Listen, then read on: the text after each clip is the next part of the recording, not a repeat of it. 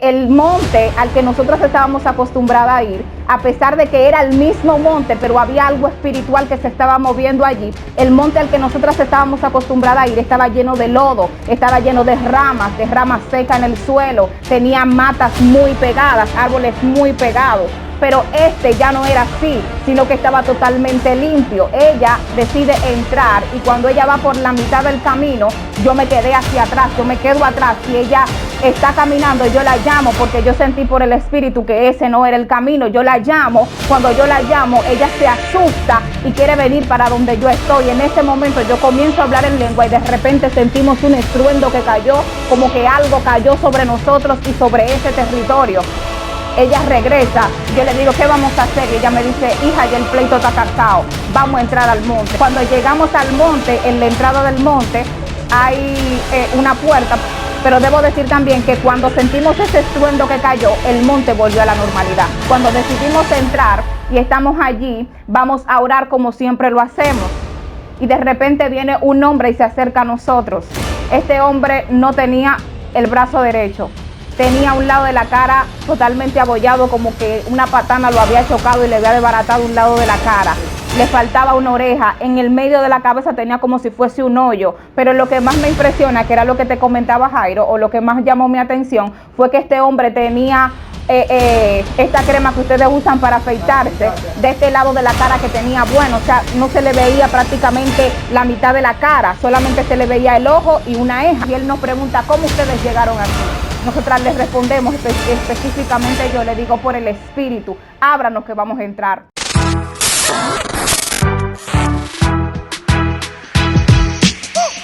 Bienvenido a lo que es Definido TV Show. Y aquí tenemos a Abigail. Dios te bendiga, Abigail. Dios te bendiga. Cuéntanos. Dios le bendiga aún más. Muy bien, gracias a Dios. Qué bueno, qué bueno, qué bueno. ¿De dónde nace Abigail? Abigail nace en la provincia de Elías Piña, soy oriunda del sur. Me crié en Elías Piña, viví prácticamente toda mi vida en Elías Piña. A partir de los 15 años es que vengo a Santo Domingo y ahí comienzo a desarrollar mi vida en sí, porque todo el tiempo viví con mis abuelos. Mis padres se casaron muy jóvenes y tuvieron que dejarme con mis abuelos. Entonces, ya cuando vengo para acá, vengo para entrar en la universidad, pero había un sueño que yo tenía y era que quería entrar al ejército. Okay. Hice los exámenes, todo estaba muy bien, pero ya luego, por causa de mi inmadurez, decidí no continuar con ese proyecto. Ok.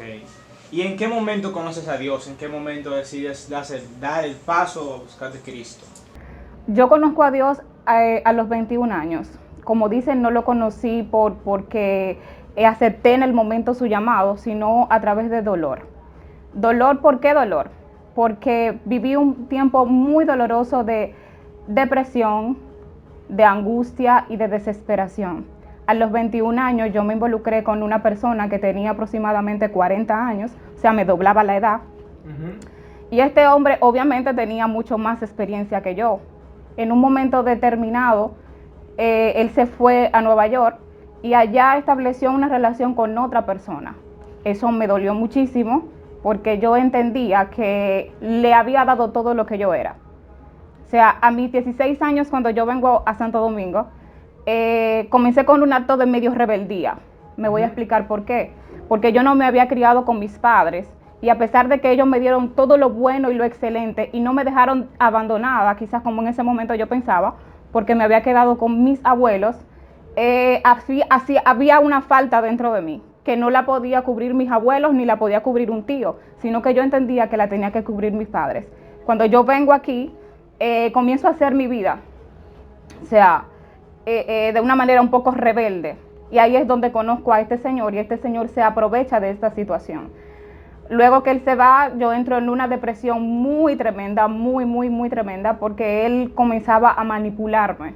O sea, usaba cosas para poder manipularme para que yo no lo dejara. Entonces yo me encontraba entre la espada y la pared. Yo sé que hay mujeres que al igual que yo han pasado por esta situación, que están viviendo una relación tóxica y en el momento en el que deciden abandonar a esta persona, esta persona comienza quizás a amenazarte, comienza a usar cosas para manipularte y tú, debido a que no quieres que te hagan daño, le hagan daño a un familiar, tú decides quedarte en esa relación. Y yo quiero decirte, porque tú puedes aconsejar a otros sobre lo que tú vences. Claro. Yo quiero decirte a ti en este día que me estás escuchando, si estás pasando por esa situación, no te quedes en una relación que es tóxica, no te quedes con una persona que tú sabes que no te ama, que tú sabes que no te valora y que tú sabes que no te va a tratar como lo que tú verdaderamente eres.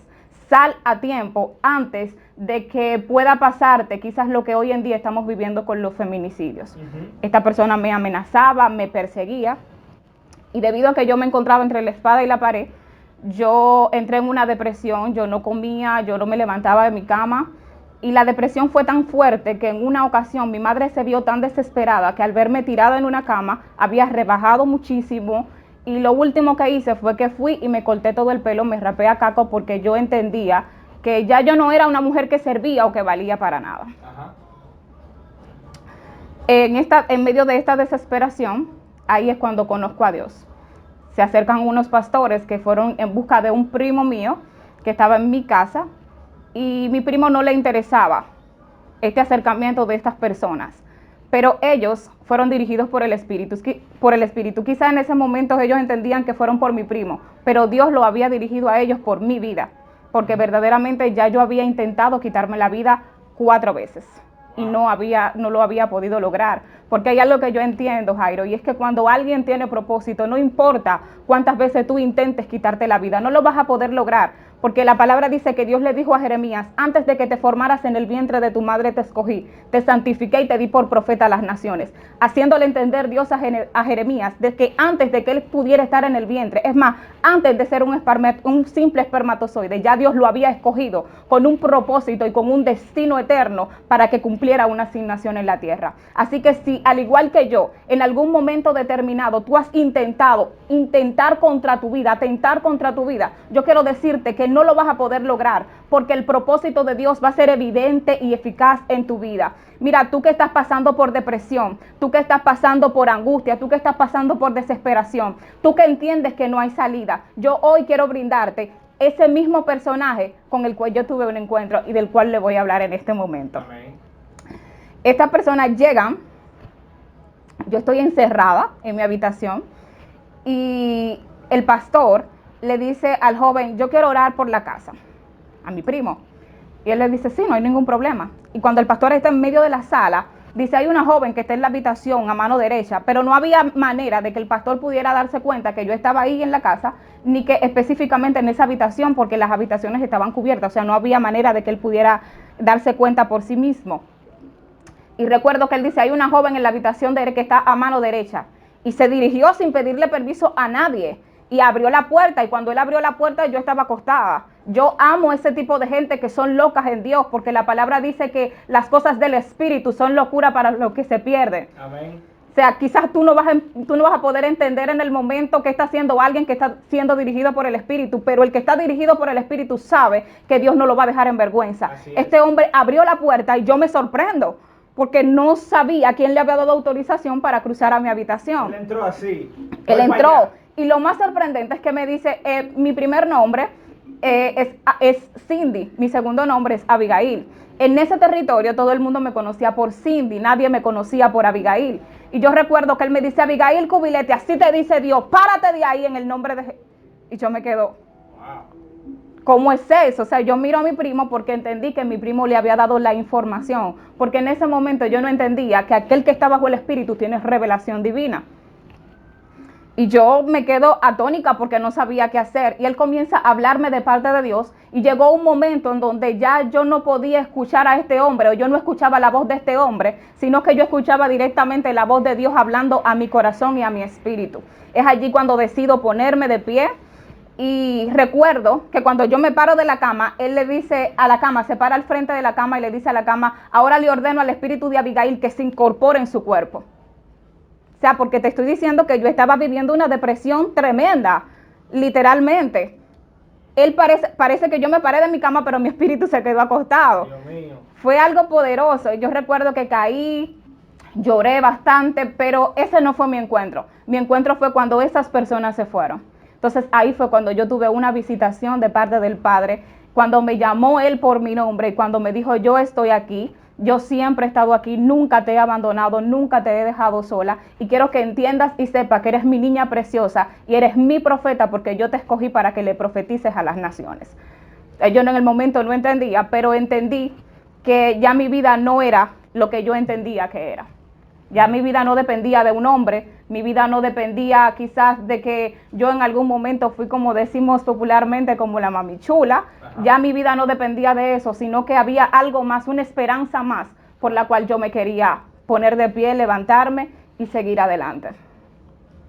Recuerdo que fui a la tienda, yo había regalado toda mi ropa, debido a mi depresión no me interesaba ponerme ropa, no me interesaba nada. Yo recuerdo que fui a la tienda, me compré ropa porque quería ir al culto. Ellos estuvieron en mi casa un viernes y yo quería ir el domingo al culto de una manera agradable delante de la presencia del Señor. Yo entendía que me iba a reunir con un novio y que ese novio tenía que verme perfecta. Wow. Yo no tenía cabello, pero yo fui al salón y yo le dije a la joven del salón, hazme lo que tú puedas. O sea, ponme bonita porque yo tengo una cita el domingo. Wow, tengo que ir linda. Exactamente. Y desde ahí recuerdo que cuando mi madre llegó, que me vio, me dijo, algo pasó contigo. Porque ella es enfermera, en ese momento era enfermera, ahora es licenciada, o sea, amanecía en ese momento en los trabajos, y en ese momento ella no estaba en la casa cuando pasó todo esto. Cuando ella regresó el sábado, que ella me vio, ella no se encontró con la misma persona. Y es que yo quiero decirte a ti algo, cuando Dios tiene un encuentro contigo, tú no puedes seguir siendo el mismo. O sea, hay algo que los demás van a ver diferente en ti. Y lo que ella en ese momento veía era la gracia del Padre que había posado sobre mí. Amén, amén. Gloria a Dios. Yo me ha preguntado mucho y tal vez puede que todo lo que estén viendo esta entrevista, mujeres, se estén preguntando esta pregunta. Y es sobre que si pasarse el blogger es pecado. Si es pecado de que una mujer se pase el blogger. Bueno, desde mi punto de vista entiendo que pasarse el blogger no es pecado. ¿Por qué no es pecado? Porque tú no estás ofendiendo a nadie con pasarte el blogger. No estás conllevando a nadie a que peque porque tú te pasaste el blogger. Por tanto, no es pecado. Y la Biblia o la palabra no me indica de que esto sea pecado. La palabra dice que la mujer debe de vestir con decoro. Debe ser decorosa a la hora de vestir. Pero esto no es un decoro, o sea, no es un indecoro pasarse el blogger, por tanto no es considerado un pecado. Ok. Abigail, ¿y tú has tenido momentos donde tú dices, voy a enganchar el evangelio, voy para el mundo de nuevo? Yo no solamente he tenido momentos, Jairo, yo creo que todo el mundo ha pasado por esto. Ajá. O sea, hay circunstancias las cuales te hacen entender que ya tú no das para más. Ajá. Yo he pasado muchísimo esto, no es solo un momento. En muchísimas ocasiones yo he dicho, no puedo más, y le he dicho al Señor, mira tu ministerio, mira lo que tú me entregaste, te lo dejo. O sea, yo no puedo, yo ni siquiera soy digna de cargar con esto. Pero como te dije ahorita, yo no estoy aquí porque yo me puse, yo no estoy aquí porque yo me llamé, yo no estoy aquí porque yo me lo inventé, sino porque Dios fue quien me llamó, Dios fue quien me puso, Él fue quien me escogió. Y esto te hace tener identidad, porque cuando no eres tú el que dice algo de ti, sino que alguien superior a ti ya lo dijo, entonces ya tú no tienes escapatoria. Muchos de nosotros, yo sé que tal vez las personas entienden que los ministros son perfectos, no somos perfectos. Yo tengo miles de errores, yo he cometido miles de errores. Ahora yo tengo algo, y es que cuando yo me equivoco, yo trato de dar frutos de arrepentimiento. ¿Reconoces? Yo reconozco que lo hice mal y trato de dar frutos de arrepentimiento y de restauración. No quedarme en el mismo lugar o quizás viviendo de una apariencia, sino estableciendo lo que Dios dijo que yo soy y cómo yo tengo que caminar. Porque yo tengo muy claro que somos ejemplos. Y como te digo, muchos creen que somos perfectos, y yo quiero decirles a personas que piensan que el ministro es perfecto, el ministro no es perfecto, el ministro tiene debilidades, el ministro tiene emociones igual que como tú la tienes, y en el momento en el que se equivoca, no necesita un dedo señalador, sino un dedo restaurador o una mano restauradora que lo ayude a continuar adelante. ¿Cuándo te diste cuenta que el Señor te comenzó a usar de una manera sobrenatural? El momento en el que yo me di cuenta o comencé a darme cuenta de que estaba siendo usado, que las promesas del Señor se estaban cumpliendo en mi vida, es cuando ir al salón se convertía en una administración. Cuando ir a ponerme unas uñas o arreglarme las uñas era decirle a la muchacha de las uñas, suéltame las manos, y voltearme hacia atrás y decirle a alguien, mira, así te dice Dios.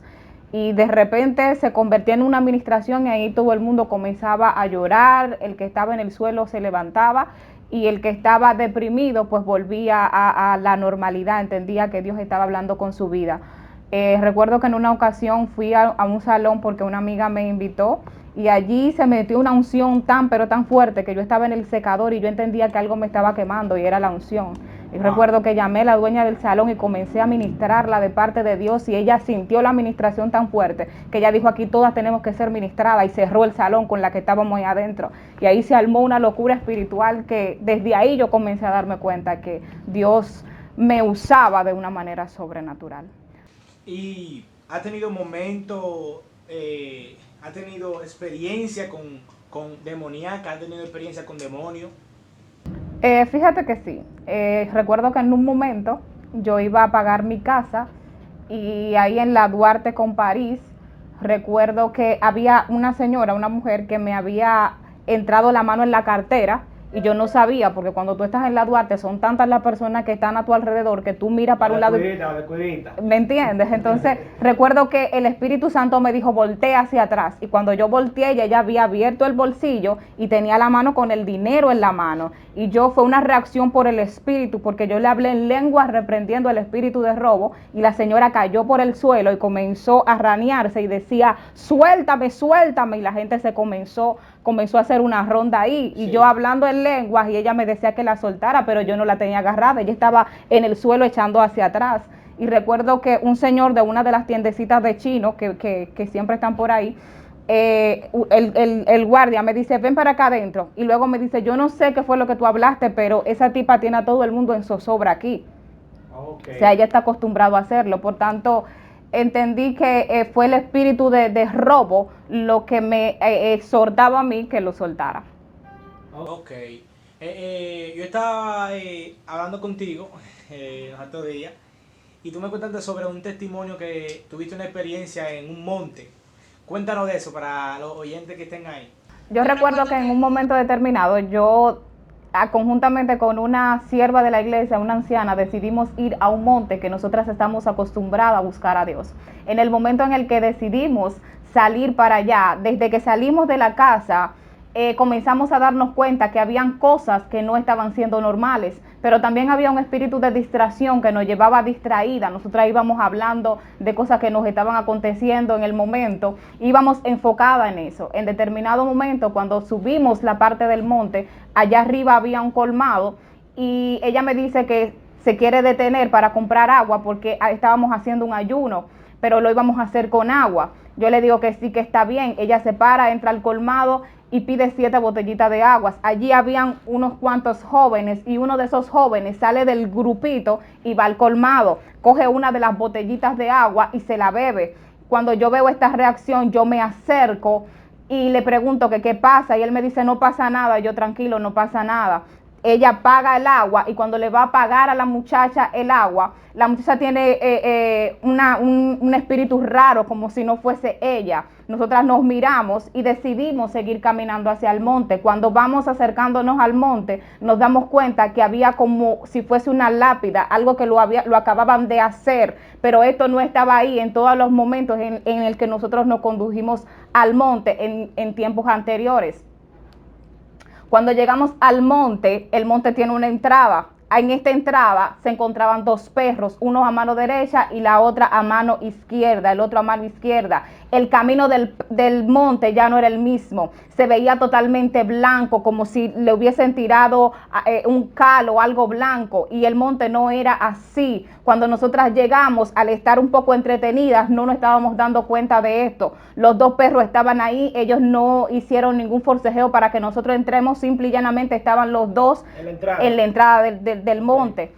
el monte al que nosotros estábamos acostumbradas a ir, a pesar de que era el mismo monte, pero había algo espiritual que se estaba moviendo allí, el monte al que nosotros estábamos acostumbradas a ir estaba lleno de lodo, estaba lleno de ramas secas en el suelo, tenía matas muy pegadas, árboles muy pegados, pero este ya no era así, sino que estaba totalmente limpio. Ella decide entrar y cuando ella va por la mitad del camino, yo me quedé hacia atrás, yo me quedo atrás y ella está caminando, yo la llamo porque yo sentí por el espíritu que ese no era el camino, yo la llamo, cuando yo la llamo, ella se asusta y quiere venir para donde yo estoy. En ese momento yo comienzo a hablar en lengua y de repente sentimos un estruendo que cayó, como que algo cayó sobre nosotros y sobre ese territorio. De inmediato los perros desaparecieron. Ella regresa y yo le digo, ¿qué vamos a hacer? Y ella me dice, hija, ya el pleito está casado, vamos a entrar al monte. Nosotros vinimos a esto y vamos a cumplir con lo que salimos desde nuestra casa. Cuando llegamos al monte, en la entrada del monte, hay una puerta, porque el monte que ya los muchachos o los evangelistas que estaban acostumbrados a ir, esa parte del monte sí la tenían limpia. Pero debo decir también que cuando sentimos ese estruendo que cayó, el monte volvió a la normalidad. Volvieron los mismos árboles, volvió el mismo lodo que había siempre y todo volvió a la normalidad. Cuando decidimos entrar y estamos allí, vamos a orar como siempre lo hacemos. Y de repente viene un hombre y se acerca a nosotros. Este hombre no tenía el brazo derecho. Tenía un lado de la cara totalmente abollado, como que una patana lo había chocado y le había desbaratado un lado de la cara. Sí. Le faltaba una oreja. En el medio de la cabeza tenía como si fuese un hoyo. Pero lo que más me impresiona, que era lo que te comentaba Jairo, o lo que más llamó mi atención, fue que este hombre tenía esta crema que ustedes usan para afeitarse, de este lado de la cara que tenía bueno. O sea, no se le veía prácticamente la mitad de la cara, solamente se le veía el ojo y una ceja, por así decirlo. Esta persona y yo, esta anciana y yo nos miramos y decimos ¿qué hacemos? Y él nos pregunta ¿cómo ustedes llegaron aquí? Nosotras les respondemos específicamente, yo le digo por el espíritu, ábranos que vamos a entrar. Cuando entramos al lugar, ella y yo nos postramos a orar y nosotras sentíamos, él comenzó a dar vueltas y nosotras sentíamos que él nos arropaba. Cada vez que terminaba de dar una vuelta, él nos arropaba, sentíamos como si fuesen alas, pero también sentíamos algo mayor que nos arropaba también. Por lo tanto, no nos dio miedo, no sentimos miedo. Y creo que era Randy que me preguntaba que cómo él lo hacía con un pie. Él comenzaba a dar la vuelta con un solo pie. ¿Usted escuchaba el tum, tum? Escuchábamos el tum, tum, tum de solamente como él lo hacía con un solo pie. En un momento determinado, nosotras nos paramos y ya el hombre no está. Wow. Entonces son una de las experiencias que más han marcado mi vida. Eso, o sea, yo diría que ese hombre era un brujo, porque sí. Cuando ya él te pregunta, ¿cómo ustedes llegaron aquí? Era porque ya él tenía, vamos a decir, una barrera delante. Exacto. Para que nadie pase. Yo diría que más que un brujo era un satanista, porque este monte, luego el Espíritu nos hizo entender que lo habían dedicado. O sea, era un monte que los evangelistas lo habíamos tomado, o todos lo habíamos tomado para buscar a Dios, pero ellos entendían que desde ese monte se estaba haciendo mucho ruido. Cuando yo digo ruido es porque le estaba afectando a las tinieblas. Ya los jóvenes amanecían en el monte, los jóvenes estaban buscando a Dios, jóvenes que se acababan de convertir, se metían para el monte y duraban 3 o 4 días. Parece que los satanistas entendieron que esto le estaba haciendo ruido al infierno y decidieron tomar ese monte para ellos hacer entonces algo que contrarrestara lo que el reino de los cielos se estaba moviendo.